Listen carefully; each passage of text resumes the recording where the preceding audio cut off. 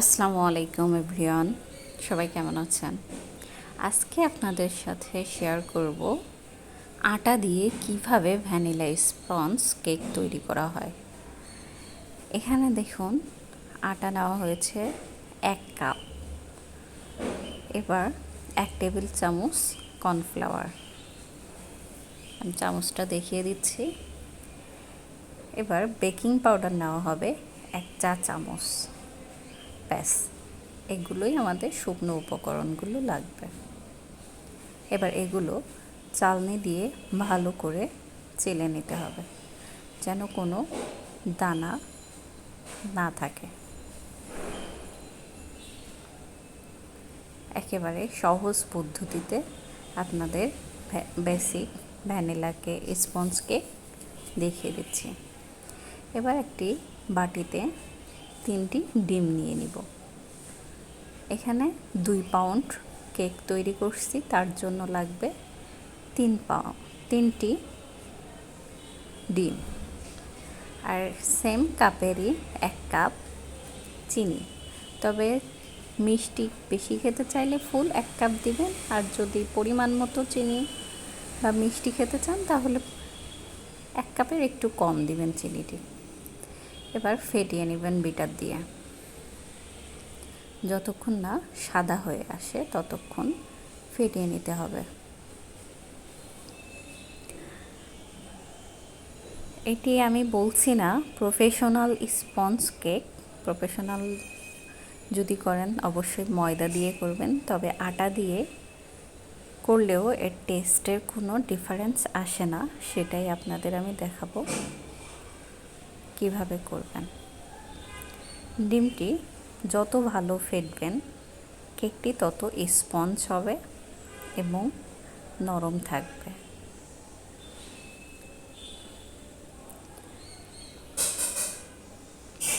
ভিডিওটি ভালো লাগলে অবশ্যই লাইক, কমেন্ট এবং সাবস্ক্রাইব করবেন।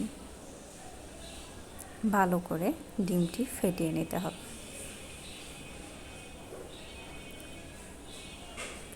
দেখুন আস্তে আস্তে সাদা হয়ে যাচ্ছে।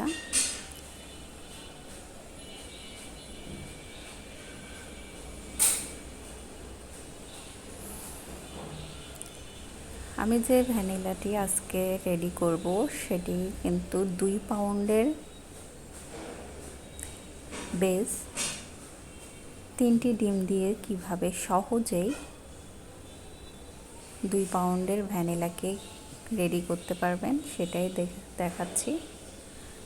ভালো লাগলে অবশ্যই জানাবেন, আর কোনো কিছু যদি বুঝতে না পারেন তাহলে কমেন্টে জানিয়ে দেব। দেখুন এবার বেটারটি খুলে নিলাম। আমার মিশ্রণটি তৈরি হয়ে গেছে। এবার এর মধ্যে শুকনো উপকরণগুলো অল্প অল্প করে 3-4 বার দিয়ে দিব এবং অল্প হাতে একই দিকে ঘুরিয়ে ঘুরিয়ে মিশিয়ে নিব ভালো করে। দেখুন আমি কিন্তু অল্প অল্প করে নিয়ে ভালো করে মিশিয়ে নিচ্ছি মিশ্রণটি,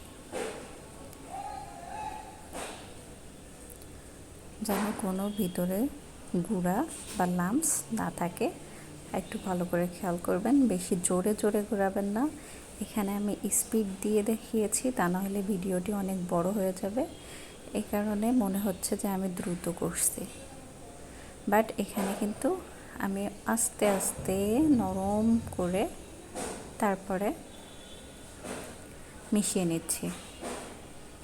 এবার আমি একটু ভ্যানিলা এসেন্স দিয়ে দিচ্ছি, যেন ডিমের কোনো গন্ধ না থাকে।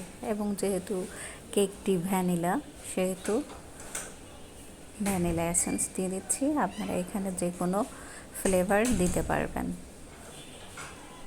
আমার মিশ্রণটি মিশিয়ে নেওয়া হয়ে গেছে। এবার স্প্যাচুলা দিয়ে মিশ্রণটি একত্র করে এবং নিচে উপরে সমান করে দিয়ে দেখিয়ে দিচ্ছি যে কোনো ধরনের গুঁড়া আছে কিনা। সব ভালো করে মিশিয়ে নেওয়া হয়ে গেছে। এবার আমি এটি মোল্ডে নিয়ে দেব।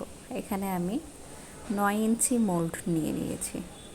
যেহেতু আমি 2 পাউন্ড করব সেহেতু 9 ইঞ্চি মোল্ডে মিশ্রণটি আমি সম্পূর্ণ ঢেলে দেব।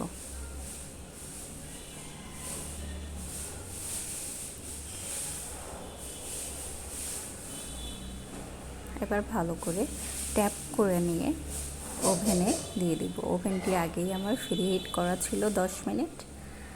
এখন আমি দেখিয়ে দিচ্ছি টেম্পারেচারটা।